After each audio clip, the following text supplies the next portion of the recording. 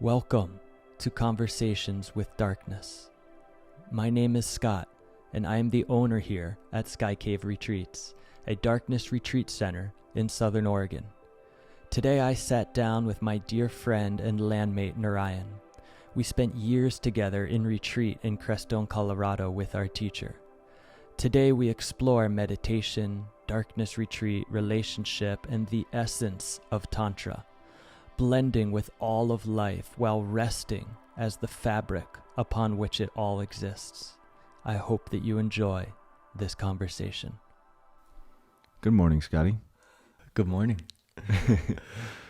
When's the last time in your life, once you started doing practice, that you haven't had a daily practice? Right now? Right now. Yeah, currently I don't have any.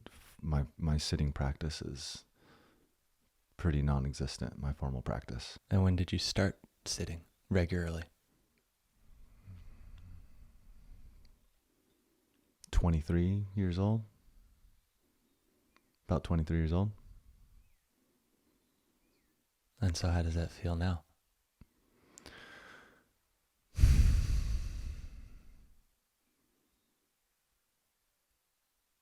I mean, life is just dynamic, right? You know how it is. I know that we feel the same way, that we'd love to have hours and hours of sitting practice every day, and that's how we'd like to spend our time, really, but life is full. Baby on the way, full-time work. We're hustling. You're hustling all the time. You're the busiest, most productive man I know.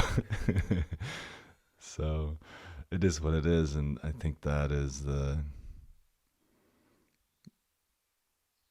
hallmark of a integrated practice, is to be able to have that continuity in your life, continuity of awareness in your life amidst the ebb and flow of having your formal practice to fall back on. Because practice always has been like a lifeline for me, for you too, I'm pretty sure, and we had years of having that dedicated time. And I mean, Virachana always told me, he was like, you savor your practice time right now, because you're not gonna have that. And I was like, yeah, whatever. Yeah, whatever. I'll always have this time and this and that. And now I'm like, oh wow, rubber hits the road, and there's much more to life than just our formal sitting practice, for those who choose that, you know. I romanticize the life of the monks in Crestone that I would see just hitchhiking and being in their robes and sponsored and just doing practice every single day, but that's not my path. So. Was it ever? Yeah, for a little bit. I never wore robes. Our retreat was a little bit of an oddball retreat. School of hard knocks and oddballs. But yeah, I had time where that was all I did. 4 hours a day, 5 hours a day, more on formal retreat. And I just am so grateful that I gave myself that time, because it gave me just like it really helped with that continuity, carrying that through my life. I still can fall back on that. It's still there. So. And what does that look like when you fall back on it? Like, what is that thread that's carried through? That's a good question. How do I explain that? There's a space inside myself, like some sort of connectivity to my true self, I guess is the way I could put it. And how does that feel? Like, what is the like? Well, in the way that I was trained in practice, and you, is like, it was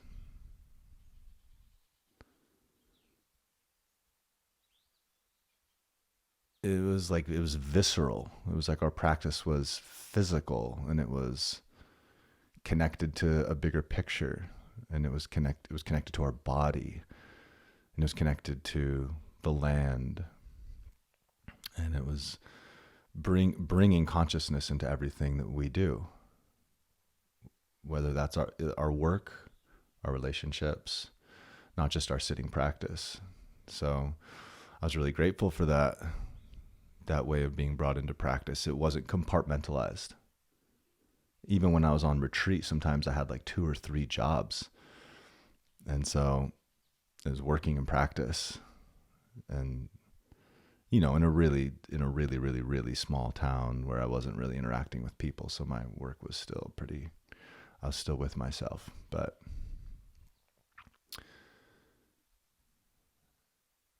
yeah, so that's where I have that thread still, even though my formal practice right in the moment is like, I'm not getting up early to sit, because I'm up late cleaning the house after work and helping with the kids and all this stuff. And yeah, it's actually a really, really special time for me as far as my life as practice is concerned. And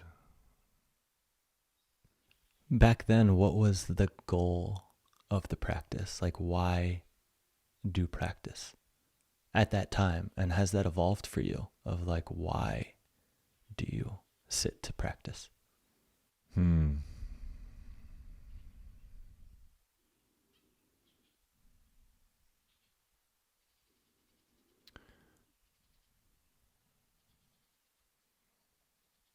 I loved my teacher so much. I still do love him so much. He was the real deal to me. He still is. I think you feel that same way too. Certainly. Yeah. he was like the real embodiment of, he was just the most dynamic. And a mystic. I mean, real. Yeah. I mean, he just embodied everything that I admired. The ability to, so connected to like the subtle, the preciousness of life and the interconnectivity of everything, and full throttle committed to everything in the physical. And and limitless energy.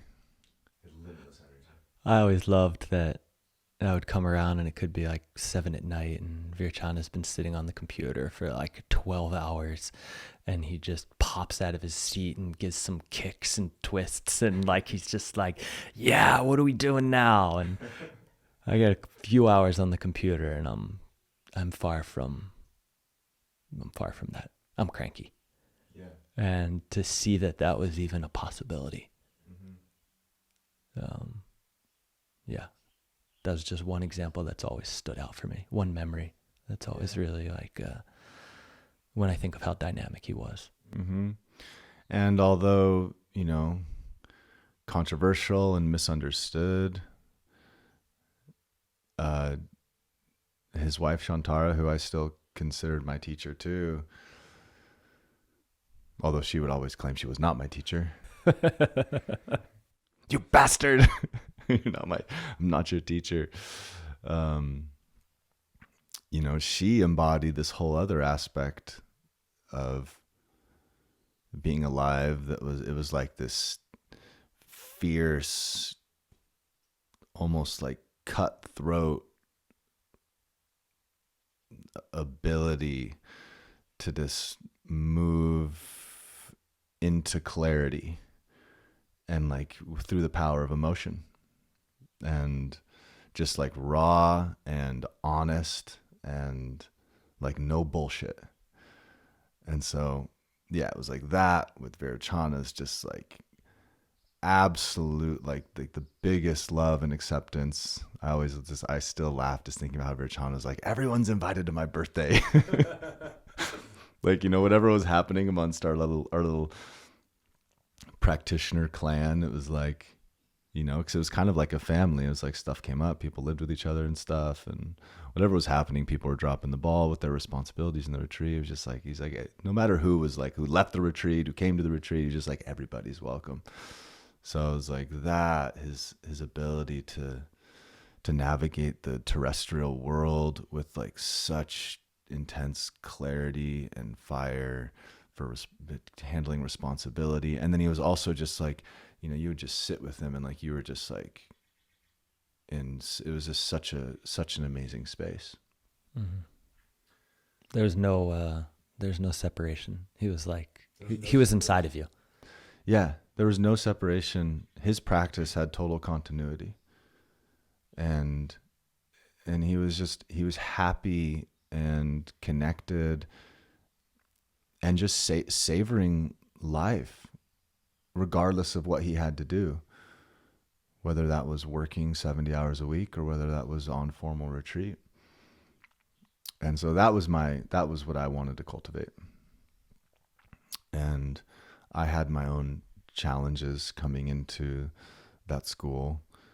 You know, I was kind of weak and kind of disconnected from my body. And, you know, Shantara caught wind of that really quick. And so she had sent me to just moving rocks and doing all sorts of stuff, you know, stuff that people would think was like punishment, you know. And I still feel like that aspect of my training was maybe the most important for me personally. Practice came pretty natural to me, and I could easily just like dissolve into practice, but she held me, you know, like grinding me out to keep me strong and physically connected and responsible in the world. And so I feel really grateful for my time there, and now it will I know that my practice will constantly change as far as the amount of time I get to actually sit, and have long extended bouts of deep formal practice, which are still so important to me. But right now it's like I call it like self-realization through child rearing. I mean, it's such a magical thing to get to be with kids, and so it's just a wonderful time in my life. I feel really happy amidst being so tired. You know, Hasn't even started yet. It hasn't even started yet. And so it's just it's a unique phase for me, and I feel really grateful for having had the formal practice I had, and time on retreat. Mm-hmm. And so what was that we got on that tangent when it was like, so like why formal practice for you? And did that evolve over time of like, why did you sit? Yeah, well, I think when I first came to practice, I mean, I lived a pretty toxic life before I came to practice. I grew up in I was a pretty disenchanted youth. I was nihilistic and not physically well. I was abusing my body through drugs and alcohol, and I was pretty aggressive, violent guy. I was pretty angsty. I was in the hardcore punk rock scene, and I was pretty upset with the world that I was born into. I didn't understand. And I still don't totally understand why it is the way it is. I still am a pretty angsty guy. I'll never change like that, you know. It's part of my character. But practice saved me from myself when I first came, and I loved the feeling of practice. I loved what I could cultivate. I loved the bliss I could cultivate in practice. Mm-hmm. And I think that can be a trap for people as practitioners in the long run. It's because it's just not the end all be all. blissful states are just not the end all be all of practice as far as I'm concerned. But it was an amazing, the like voltage, I guess you could call it, that I could cultivate was an amazing, like, it just carried me. It carried me out of my old patterns and into a life of like taking care of my body and caring about things outside of myself. And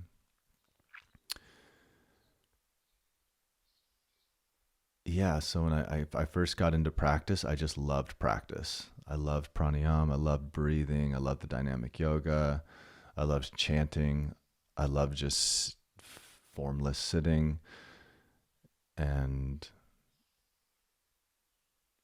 Virachana was, he no one loves practice more than Virachana. And his what he brought was like this amalgamation of all these different schools of practice. It didn't matter the tradition. There's just, if you can bring consciousness to anything, martial arts, just formless sitting, riding horses. And so that was where I got into working with horses, was at the retreat. And riding horses was a practice for them, and I learned that too, being in relationship. And so yeah, that's why I originally got into practice, was to save myself ultimately. But then yeah, and there's in the practitioner world, everyone has different ambitions for why they practice. And a lot of people are chasing some enlightened escape from this world. But that wasn't our school. Like Virachana called it, like the school of embrace, not the school of escape. And it was like a warrior's path into using practice to like fully show up in the world amidst its seeming discord and tragedy and all the things, the full spectrum of embodiment. And so that was it. I mean, that was what I wanted. And now why do I practice when I get to practice? It's just clarity. It's to maintain that continuity and be able to experience, for lack of a better word, like the oneness of existence. And to experience the magic that's underlying our reality all the time, that we just aren't attuned. Most people aren't attuned to, because we're in our heads, we're in our thoughts, and we get caught up in the hustle and bustle of productivity and forward movement and stuff like this. So, even though I'm very busy and have to do all these things like make money and be out in the world and drive a car all the time and all this stuff, I get to have that little fire inside myself that's connected, and that makes raising kids really, really good, because I can actually just sit and be in the space and just I can kind of zoom out. It's like the ability to zoom out, I guess you could call it, and be able to really pay attention. I mean, really pay attention. I feel like there's so much magic happening all the time when you're with children and raising kids in such a cool way. We're out here on thousands of acres of wilderness, and we have all our best friends around and a bunch of kids, and it's just a really amazing thing. And I think that it could easily be missed. I could be missing out on a lot if I hadn't spent my time on retreat. And now, even though I don't have my formal practice, like I'm really get to pay attention and savor my existence. And I mean, I don't know what could be more important in the context of raising kids than being able to zoom out and have patience and being able to actually, I mean, yeah, holding back in our reactivity to the spontaneity and chaos of children. I mean, to what could that is practice right there. To not be swooped into the current of the utter dynamic shifts of a child's process of development it's a profound opportunity for growth. But you have to be able to pay attention. And you have to be able to not just snap and react and stuff like this. So now my practice is to be a good dad. My practice is to be a good father. I think that's probably my greatest motivation for practice now in this phase of my life, is to be able to show up fully for my kids and for Fallon and for my community. Yeah, it's like for my people now, instead of just for myself and this, incredible states and clarity of my individual practice. Like it's now about my people. That's the main reason I hold practice dear. Uh-huh. Mm-hmm. What do you think pulls you out of it the most right now? Like something in your life that pulls you out of that space. And then what is it that anchors you back? I, like everyone else, am subject to the constant pulls of the world. I'm not immune.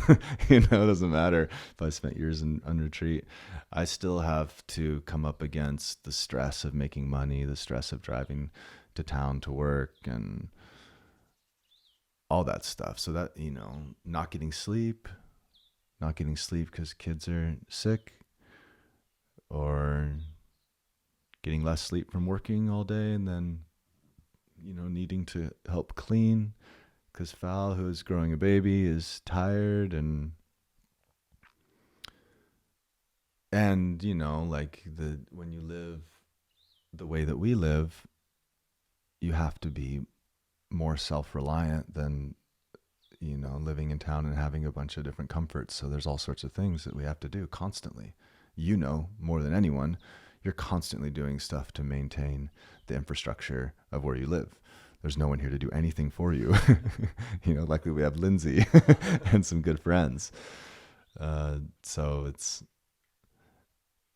yeah. And all that stuff has the potential to pull me out, but it also has the potential it also is they're all things that I can actually bring consciousness to and pay attention through, and bring that little magic into it and soften and be like, oh, like even this is like, just like having a body, right, is so far out if you can really pay attention. And so what brings me back to my practice?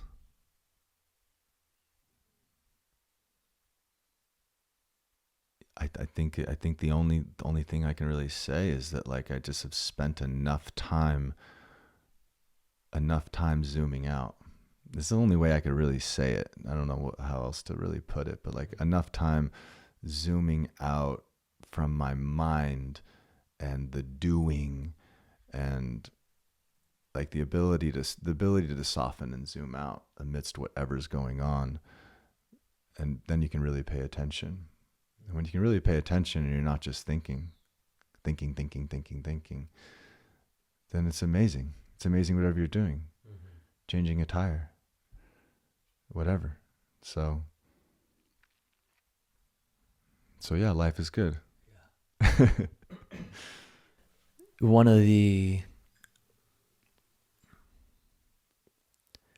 thing that a lot of people say when they go into the dark after the first day or two is that they didn't actually realize how fast their mind moves.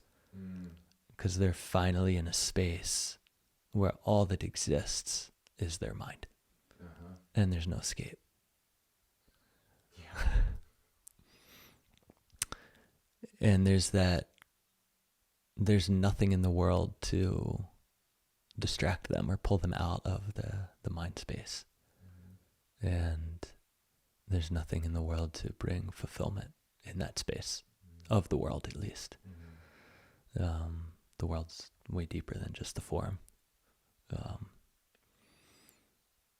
Yeah, it's interesting reflecting with people while they're in the dark of like, why are you here? And so in a sense, like, why do you engage on the spiritual path? And most people haven't really thought of that. Yeah.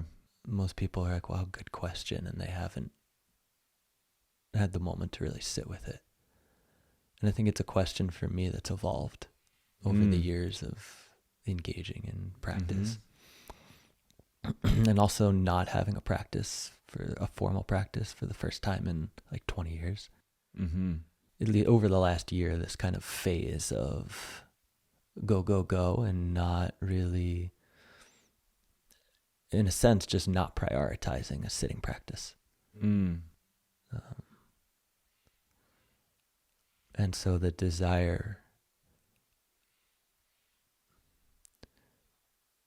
exploring why would I sit right now? It's something that I've been, playing with. Perhaps Adrienne's influence has been like a bit in terms of her like real non-dual, no practice approach after, for her, 20 plus years of practice and retreat and sitting for 8-10 hours a day. And really exploring that of when I go into the dark now, my core desire that I rest into is to just simply welcome all things. As that feels like the thing that would set me the most free. Is to not have a preference for bliss or ecstatic states, or to feel my heart in a certain way. And like, I know when I did my dark retreat 2 years ago and I came out and we were reflecting, and I was stuck in a subtle desire of wanting my heart to feel just overflowing and gushing, and how I have experienced it in the past, and I was like attached to it feeling that way.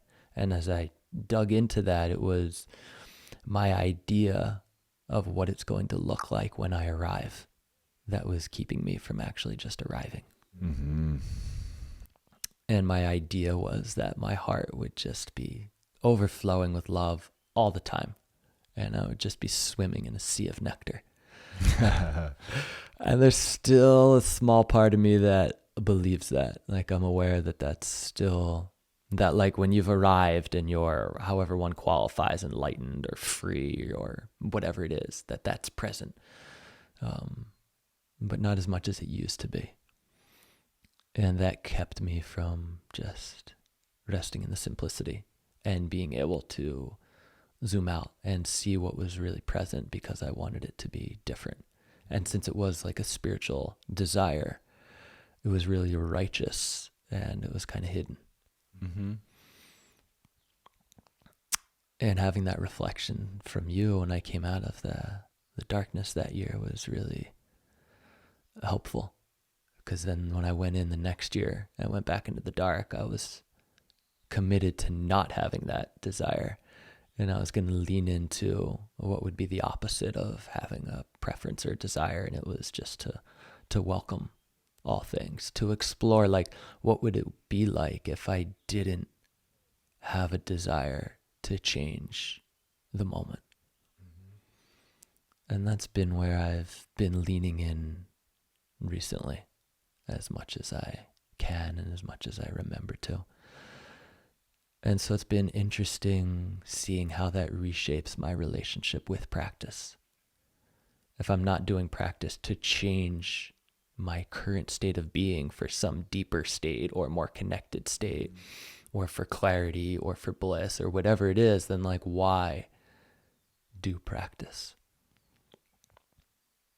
Yeah, I don't have a good answer for it right now, but it's something that I've been exploring, and something that I've been witnessing is like the number one hurdle and hindrance and barrier from people when they go into the dark to just simply feeling complete and whole. And I think if you asked a lot of people who were going in before, like, do you feel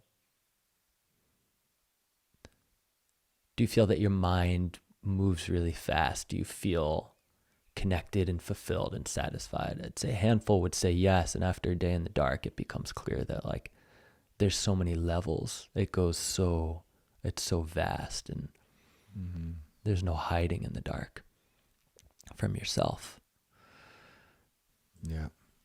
And it's the very ideas of what it's going to look like when we are, however people qualify it, their highest self, they finally made it, that keeps them from just making it now.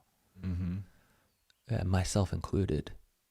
And so this last time in the dark, I spent the first 5 or 6 days just laying down so that I would disarm myself and not sit up and have a practice that I'm like doing, because I am so deep in progress and doing and getting things done and going deeper. And so laying down to disarm myself and just softening and welcoming whatever arises.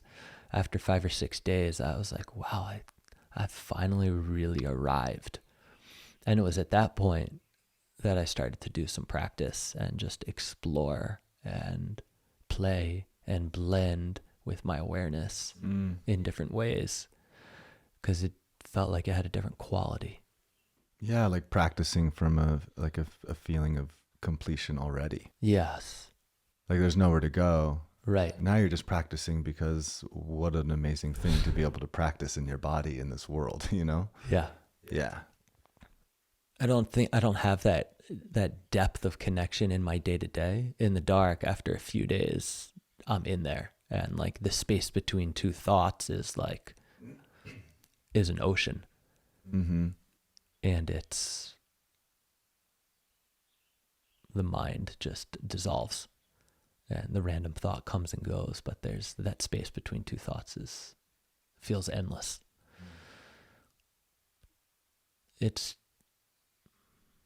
It's trickled in and spilled into my life more than it ever has after this last dark retreat. And I think a lot of it had to do with how I approached practice there, where it was not trying to change what's happening. And so then in my day to day, there's not as much of a push as there was in the past to finish up and like go practice or go really do anything else to change how I'm feeling, because how I'm feeling is tired or frustrated or cranky or whatever it may be from working 14, 16 hours a day and having kids and taking care of all the things that choose to take care of.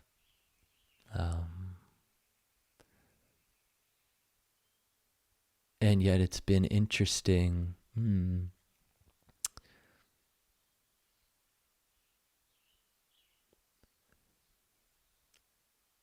It's been interesting to dive into still the other subtle ways that I cling and want my reality to be. Even though I don't want it to change, I still have a preference for stillness. And when I was sitting with Adrian, sharing on some experience and how I was like, wow, like the mind was just moving so fast. And she asked me, why do I prefer stillness? And I'd never thought about that before.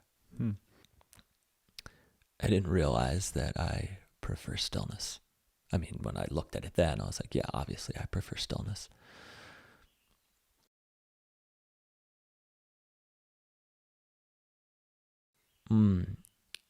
Both. But the question was like, why do I prefer stillness within?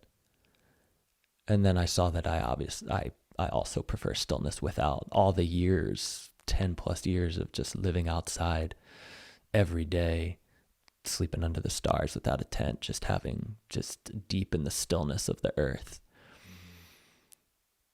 But that self-reflecting on the why do I prefer stillness within, and when I was sitting with her, I realized that because I feel like that's what happens when I arrive.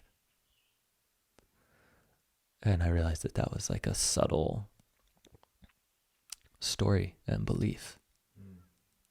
I still feel that that's true.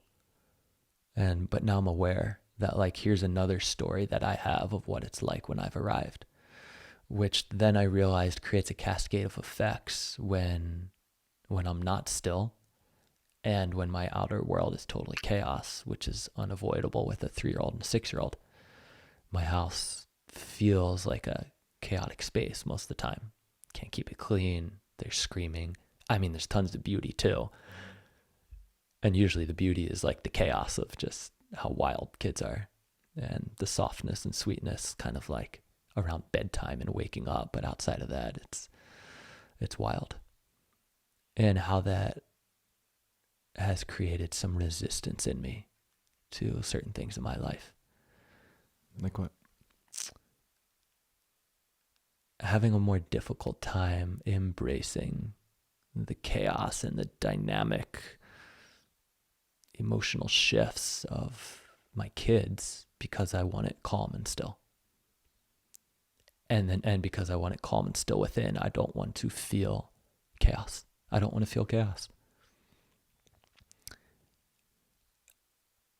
If you asked me that before, I would maybe say, yeah, I don't think so. But like now, like at a deeper level, I have that insight that like, I don't want to feel chaos, and I see how that brings misery to me.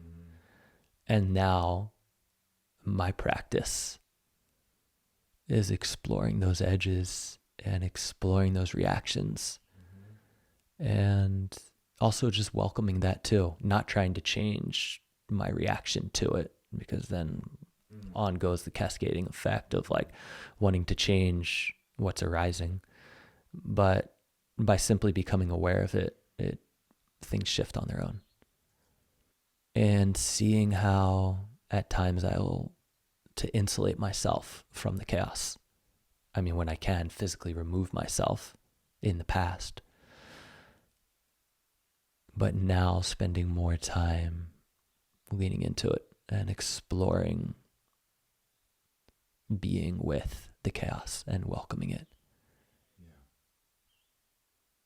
That being an aspect of where my practice is now, not having a sitting practice, and feeling the continuity of staying connected and resting in the spaciousness and allowing the space to be filled with whatever is present around me. And with the people in the dark, I see eventually most of them enter into a space where they realize that if they want to be happy, if they want to feel full and complete and connected and at home, they have to let go of how they think it's going to be and ultimately just rest into what is arising. And so it's like the dark forces you to just soften into what's present without a desire to be other than you currently are. And I learned a lot of that quality and that way of being the last time I was in the dark. I feel like most of the other times in the dark, I've kind of missed it. I was talking with Adrian and I said, God, I'm witnessing these people go into the dark for 3 days and have these profound transformations that like, I just practiced for like 10 years, 4 to 8, 10 hours a day, every day. And I was like, I never had an experience like that. I sat in misery and despair for years.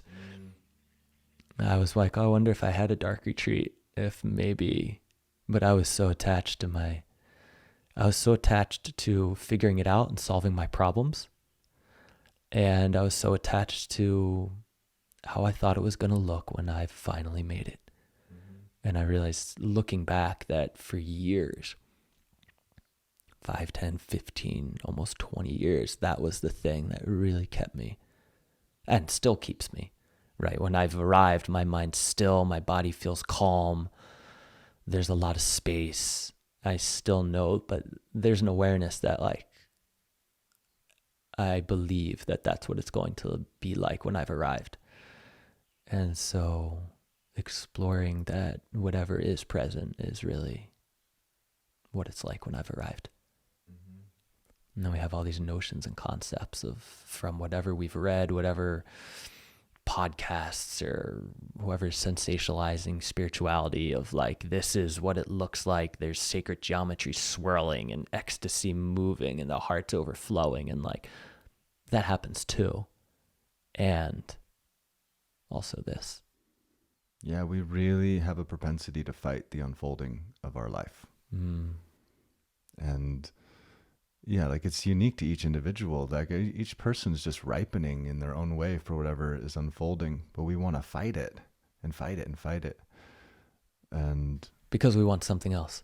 Yeah. Right? We don't want what's happening. Yeah. That was something that early on in my time in Baja and my years of solitude there, that I realized that if I just got clear on what it was that I want, how I want to feel, what quality do I want, and then in the next moment getting to deepen into that was my ticket to freedom. Yet at the time, what I wanted was ecstatic bliss, but that was what I wanted. And so I spent all day, 10, 12 hours a day, singing, screaming, shaking, praising, just to like, how ecstatic can I get? That was what I was most interested in for years. I think it wasn't like 5 years into solitude that like I started to be like curious about like what peace felt like. I remember the first time somebody mentioned the word peace to me, and I was like, God, that word's just not part of my being. Just ecstatic bliss is. And that first moment when I sat with and felt peace, I realized that, wow, this is far more sustainable than ecstatic bliss. I can only do so much with ecstatic bliss. And when I came to the retreat to Virachana, that was kind of it was a catalyst into moving into different spaces within. And that was something that Virachana really brought to me, was how dynamic he was. How for him it was a capacity to blend with all qualities. And this play of at a certain point, like you've arrived, and now what quality of being do you want to deepen into? And so for me, it was the beginning of exploring other qualities. And the darkness has really initiated me into softness, the deep rest, a true deep acceptance of how it is right now, and resting in that space that can include all things. And in my day-to-day in life, I'm starting to notice more and more the ways that I insulate myself from what's happening because I don't want to welcome it. A lot of times it comes up a lot with Jill in our relationship, and also in life in general, through judgment is another thing that Adrian pointed out to me. We were talking something about judgment. When I'd come out of the dark and I was in such a space, and then went off into the world, and there was like some judgments about like the way the world was, or like I saw somebody doing something, or there was a situation or something, and I was judging it. At the time, I didn't have the insight I was righteous in my judgment, which we tend to be, right? That's what creates the judgments, is we feel right, and then we like distance ourselves from what's happening. But now with that insight, when judgment arises for me, some of the times I'm able to see that it's because I don't want to feel and include what I'm witnessing and allow it to just be present within me because it's felt within, right? The more and more sensitive and soft we become, it's like the more and more just we have no skin and we feel it all.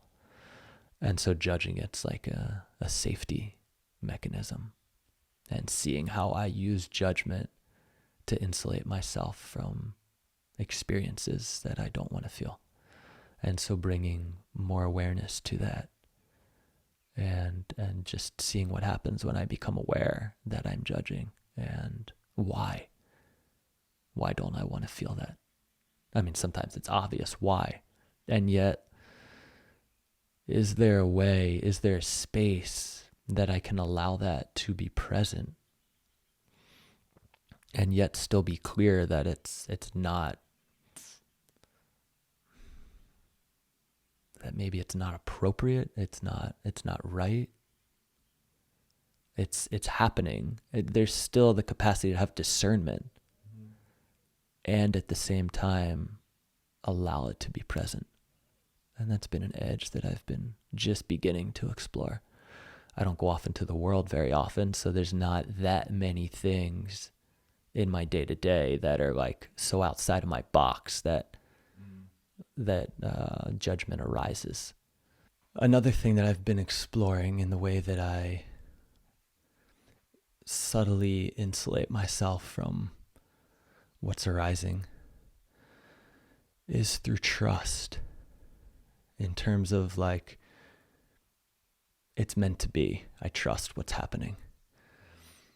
And it was another thing that Adrian reflected to me is that trust can be an insulator. And I'd never thought of it that way. Like something's happening that you don't really want to happen. And I just am like, well, I trust that it's for the best, or I trust that it's meant to be this way. And that perhaps at times creates space from what's happening. It like almost gives me permission within to like not really feel it, to bypass it. And so that's been another thing that I've been exploring in like practice, being part of just every day, the moment. And where do I insulate myself from just truly welcoming and allowing what's present? And then lastly, one of the things is like with Jill, and that goes deeper than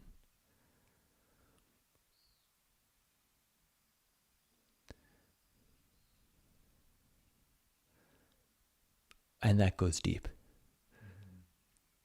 in terms of, I think with myself, I've really come to let go of wanting to rest in ecstatic bliss, wanting to have my heart just be overflowing, wanting to be special, wanting to be this and that. Those things arise, but I'm aware once they do, and then I return to the simplicity, the spaciousness, and the presence, and that space between thoughts.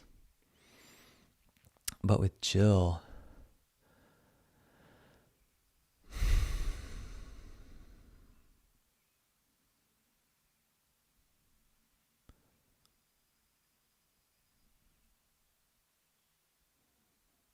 I'm not sure what it is.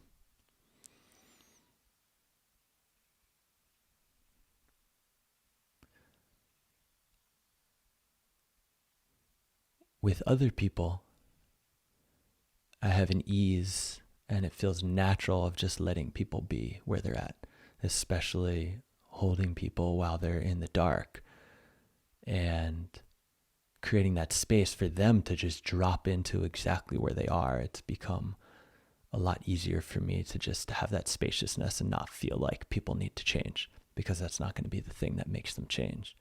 It's just the dropping into that deep acceptance. And yet with Jill, maybe it's just the years of having been together and wanting someone to be happy. wanting someone to be happy. And yet I know with others, when I'm supporting them in the dark, or just friends in general, and wanting them to be happy, there's still, maybe I'm not as attached to them being happy. It's like, oh, here's somebody and they're just not happy, and like wanting to be like, how can I support you? And just resting here and being happy. And yet I'm not as attached to them arriving there, or thinking in my mind, what does it look like when they arrive?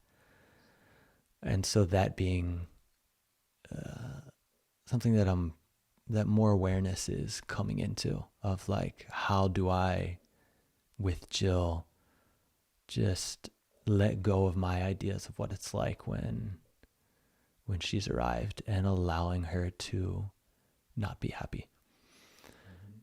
I mean, she's usually happy, but those moments and times when it's not present, and that was a challenge in the dark for us.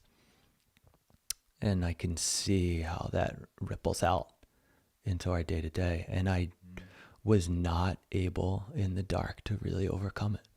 I wasn't aware of it. And it wasn't until we left the dark. Sometimes just that perspective of leaving the dark, because you get caught in loops and there's not relativity or perspective to get like much reflection in there at times for certain things. And when we were in the dark together last month, there was the challenge of, when I am resting, feeling complete and whole and at home, especially in the dark, which with a space that I've become really comfortable resting in. And I'm with Jill, who in the moment is feeling challenged and like in the thick of it in her thoughts. And then arising within me the desire to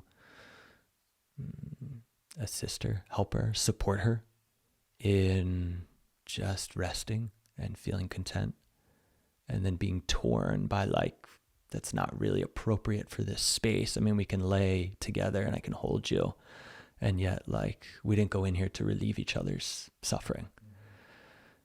And seeing how, that fine line, which I'm just beginning to explore, of how to support your partner when they're feeling challenged, yet at the same time just allowing them to be challenged and not trying to change them, not trying to change Jill, and just being present for her.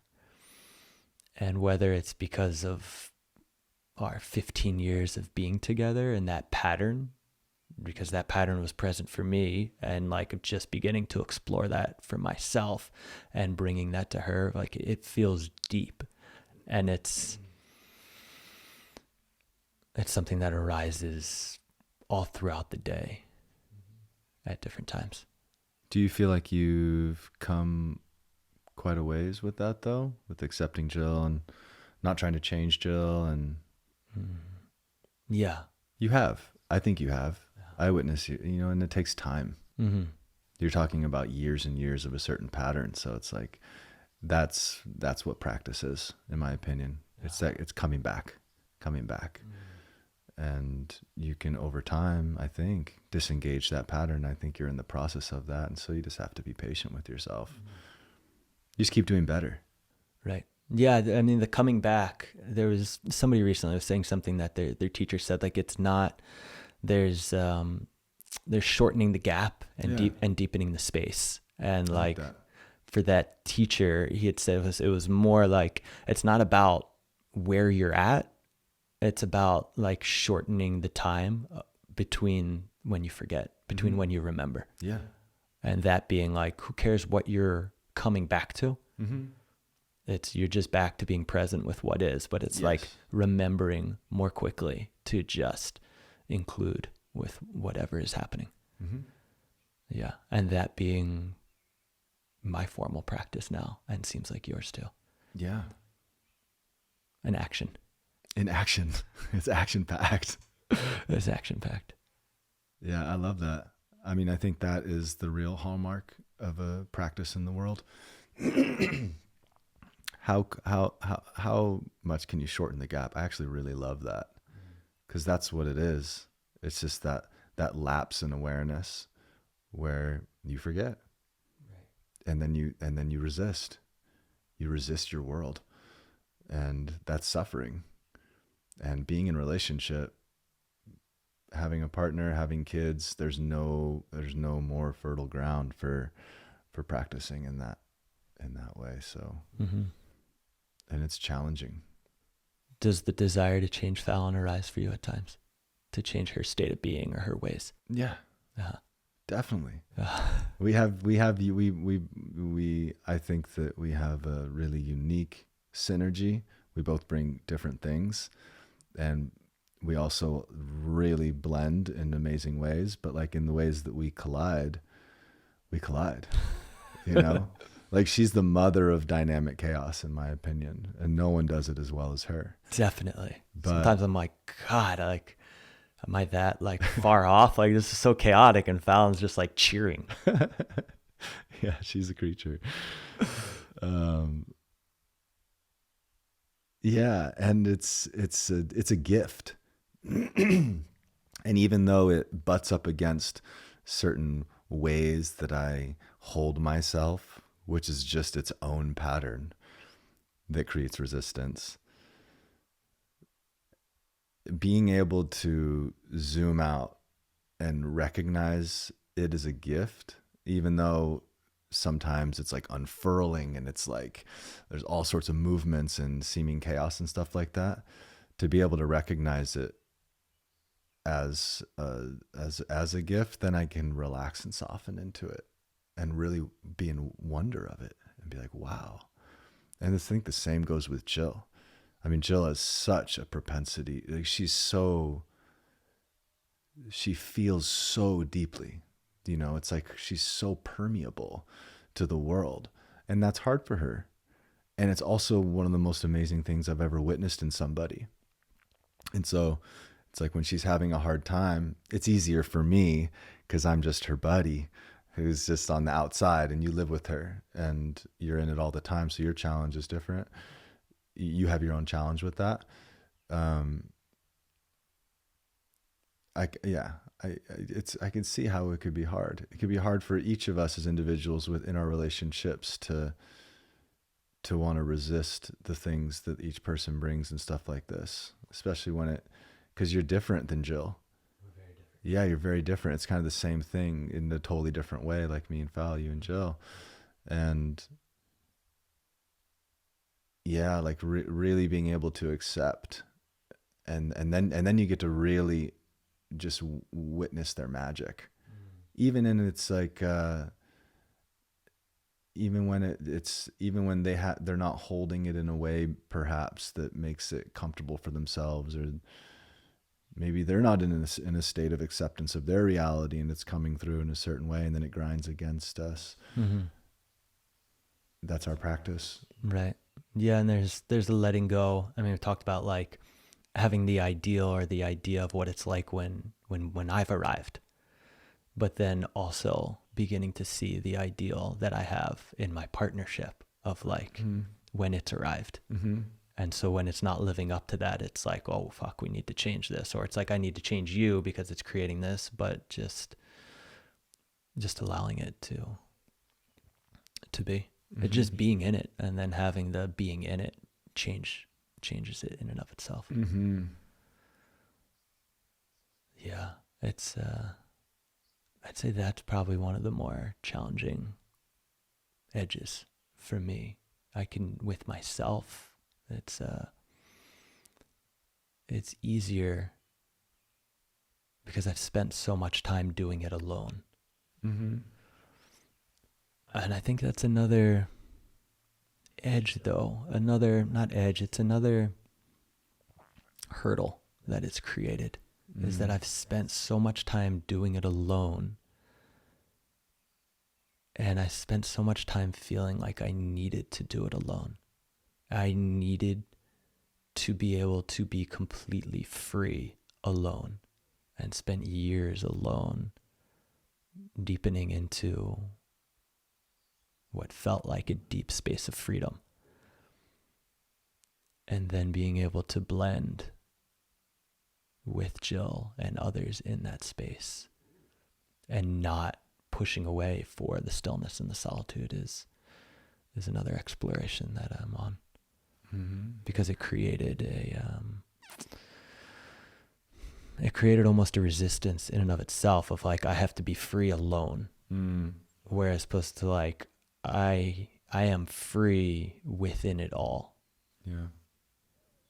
And that just being another kind of challenge thrown in the mix of like, when things aren't exactly as I want them to be with Jill, or we're not, I mean, because when we met, it was just days and days all the time of just singing ecstatically. And like, that was, and then moving into householder life and kids. And it's like finding a new way to keep that magic alive. And I'm a far denser creature than her. And fulfillment and subtlety is something that I'm beginning to really drop into. And that's where Jill lives. And so really exploring that more with her and leaning into that. And the moment I do, I recognize that her space shifts. No matter where she's at, if I'm just like present and allowing her to be in whatever space she's in, she usually shifts almost immediately. I just remembered that I had a dream with Jill last night. Oh, wow. Jill Do you remember it? Yeah, just a bit of it. And it's totally relevant to what you're talking about right now. This is cool. Jill was like painting. She was like painting this super delicate, refined painting. It's like super small paintbrush. And I couldn't understand what she was trying to show me.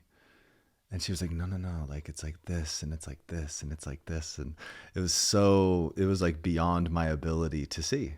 It was so deep and subtle in what she was trying to show me. That's so interesting. Holy cow. She was trying to show me. That's exactly it. Yeah. Like what Jill brings to me is like the deep, the soft, and the subtle. And most of the times I just miss it. That's just not where I exist. It takes me days to exist in that space, usually. I mean, to like authentically be like really rested and feeling complete and whole in that space. Days on retreat, days in the darkness, days in the woods. I could touch it now more easily because it's a part of me and a part of what I connect to, but not as deeply. I mean, Jill exists there. Yeah, she does. And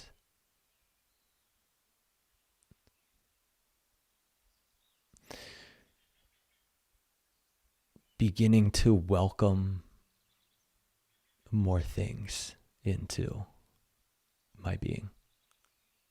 Like, it's different in the world, but like, right, like our kids and our partners, like they already have a space that's so deep within us. And so when they're existing in ways that like is a way that I don't want to feel, it's like it's already manifesting more deeply within me because Jill lives deep within me. And so it's more challenging to hold that than if I were to witness that in other people. They just don't exist as deep in me. I could bring it in. But with Jill, when she's going through it or whatever, then it's like I feel it so deeply and I want to push it out. I'm like, how, like, let change. We could do anything. I wouldn't be this way. Right. And learning to allow that to be present. And at the least, just shortening the gap between my remembrances of having moments of resting into wherever she's at. And when I came out of the dark with Jill, I realized I want to go back in with her at a certain point and to have like a spoken kind of agreement of like, hey, I was unclear when we were in the dark of like, I kind of felt like I needed to support you because you were like, I was struggling with like how to be with Jill when I'm feeling deeply rested, complete and whole.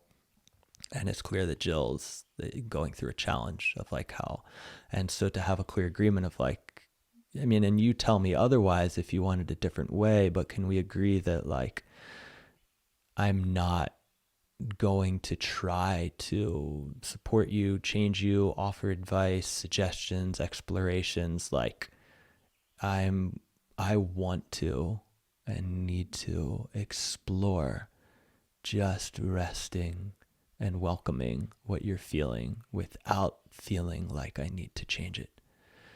And I hadn't really thought of it like that till now, of just like how that got magnified in the dark for me. Mm-hmm.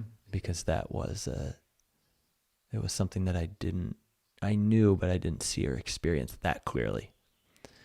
That's an amazing revelation. Yeah. It's been coming up the last few days too, of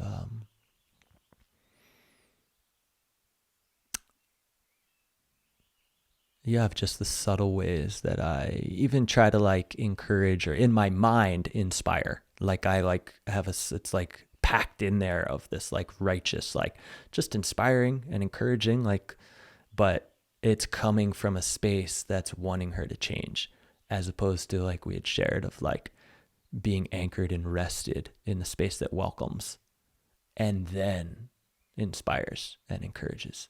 And it's so nuanced, but it's especially for someone like Jill who feels so deeply like it's felt.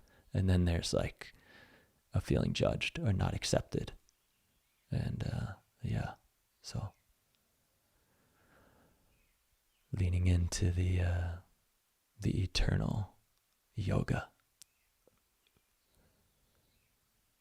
as Virachana calls it. Marriage. Eternal yoga of marriage. Yeah. Well, this was great. It's nice to get to drop in. Sometimes, I mean, Jill and I were talking last night. This is our time. How I see you the least on the land, because you live the furthest away, a 2-minute walk. And so to get to have time to just drop in and share and reflect and be here for each other. I really value this time. This is my little getaway. And we get to drop in. So that's great. Let's keep doing it. Yeah. Thanks.